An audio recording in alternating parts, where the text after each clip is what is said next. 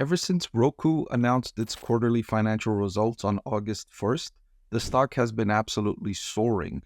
So why is the stock soaring and what happened in those quarterly earnings results that sent the stock price higher? That's what I'll investigate in this video. I'll also update my buy recommendation for Roku stock. I've had this stock rated as a buy, and I'll let you know if it's still a buy following this stock price increase, or if it's time to take profits and lock in these gains. So let's take a look at the quarterly financial results first. I want to thank the Motley Fool for sponsoring this video. Visit fool.com/Parkev for the 10 best stocks to buy now. Starting with the highlights, the company's revenue in the quarter jumped by 14% to $968 million. Roku also added 2 million streaming households from the previous quarter, and it now has close to 84 million streaming households. Streaming hours were up by 5 billion year over year to 30 billion. Now, this also comes on the back of changing consumer behavior. Roku had been a beneficiary of the pandemic when people were spending more time at home, and then it suffered the consequences of the economic reopening as people spent more time away from home. Now that consumer behavior is normalizing, it's working in Roku's favor again, as people have pretty much exhausted their pent-up demand to get out of their house. People are now settling in and returning to a more normalized behavior pattern. Roku's average revenue per user at $40.68 on a trailing 12-month basis was flat year over year, and Roku delivered its fourth consecutive quarter of positive adjusted EBITDA and free cash flow over a trailing 12-month period. These are all excellent achievements and accomplishments for Roku, and so it's not surprising that the stock price would jump on the back of these results. Just how much has Roku's stock price increased? Well, you'll see here in the chart that in August, the stock price was closer to $50 per share, and it's now went almost straight up to $69 per share as of this recording. That's a roughly 38% increase in about a month. That's a big jump for Roku, which is not used to experiencing these kinds of volatile price swings. Now, I highlighted that I've had Roku stock rated as a buy. I had it rated as a borderline buy, and I last updated that recommendation on April 8th. Getting more into the details, you'll notice that Roku reports its gross profit in two different segments, the platform and devices. Now, if you're a Roku investor, you'll probably already know about this, but if you're not, Roku has two distinct segments to its business. It has the platform where people access streaming services like Netflix or Disney Plus or watch the Roku channel. But to gain access to that platform, Roku has devices that connect you to the Roku platform. Turn your TV into a Roku TV if it's not already embedded with the Roku platform when the TV was being manufactured. Now, Roku is also entering into the manufacturing of televisions, where those televisions will already be built with the Roku platform on board. That's one of the new areas Roku is entering in recent quarters. So this device, generally, their devices gross profit have been negative, and that's okay for Roku. They'll take a loss on selling you a TV or selling you the player that connects you to the Roku platform because they want to get you on the platform where they generate very healthy 53% gross profit margins. And so they're trying to get you into the platform, and they're trying to get you in the platform in as low a cost as they possibly can. But if they need to sell you a TV at a lower price, they're willing to do so. If they're willing to sell you the device that connects to a TV, they're also willing to do that. And that's been successful for Roku.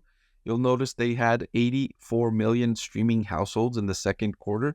That was up by 2 million from the previous quarter, but that was up by over 10 million year over year. So they added 10 million new households with the Roku device this year.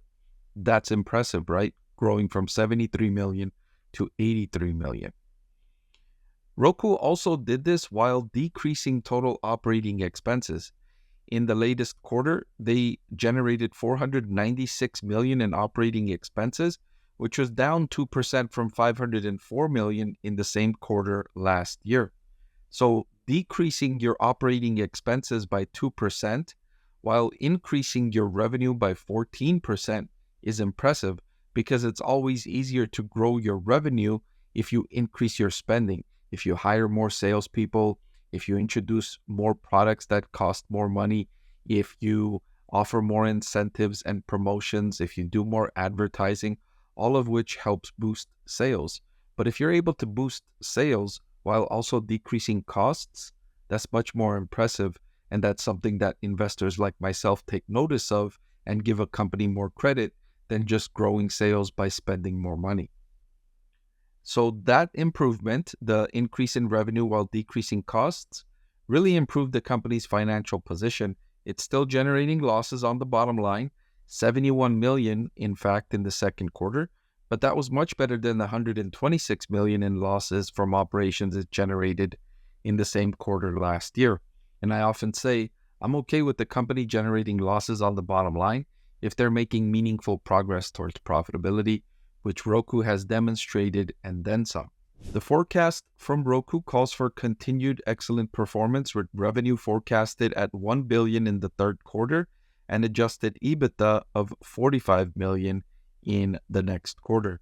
That would be better than the 43.6 million in adjusted EBITDA it reported in the most recent quarter, and it would be better than the 43 million it reported in the same quarter last year. So revenue growing and adjusted profitability growing simultaneously for Roku. So a little more detail on the Roku TV. They say they have expanded distribution of Roku branded TVs, which are designed, made, and sold by Roku, to Target and other specialty retailers. The new Roku Pro Series hit the market, and these higher performing TVs continue to receive strong reviews. That's great. So far, their TVs are getting strong reviews. And I know their operating system is excellent. Their operating system is #1 in the US, it's #1 in Canada, and it's #1 in Mexico. And it's gaining traction in other markets worldwide. The operating system works, and it works well. I've compared it to other TV operating systems, and the others don't come close. Roku's system makes sense. Intuitively, it's easier to use and doesn't have the hiccups and downsides of other TV operating systems I've experienced. So it's not surprising that their TVs are working well too and are coming out to rave reviews.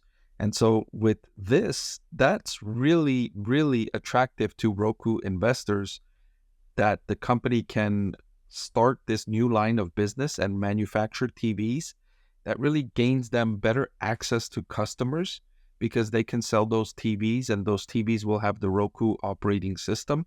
And as they scale up, they can lower the cost per unit of TVs. And since they're willing to sell these TVs at a break even or a small loss, they have an advantage over other TV manufacturers, which are unable to do that because they don't have that platform segment to offset the losses from sales of TVs. So even after this increase in Roku stock price in the last month, it's still trading at what I perceive to be an attractive valuation. Roku is selling at a price to free cash flow of 31, which, given its prospects, I think is a very reasonable valuation, to be sure. So to update my recommendation of Roku stock, I'm upgrading it from a borderline buy to just a buy.